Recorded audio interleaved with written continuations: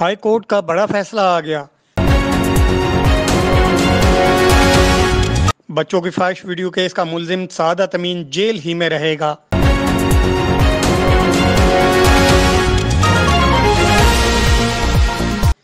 Lahore high court نے بچوں کی فحش ویڈیو کیس میں ملزم سعادت امین کی سزا معطلی کی اپیل پر آج فیصلہ سناتے ہوئے اس کو سنائی گئی سزا کو بحال رکھا ہے۔ مجرم جیل ہی میں رہے گا۔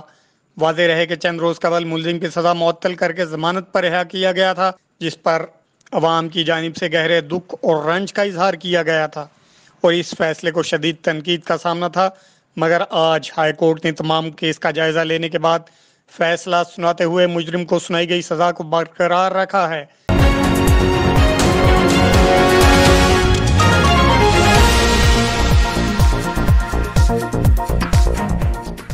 وفاق کی جانب سے چودھری اشتیاق خان ایڈیشنل اٹارنی جنرل نے کامیاب دلائل پیش کیے۔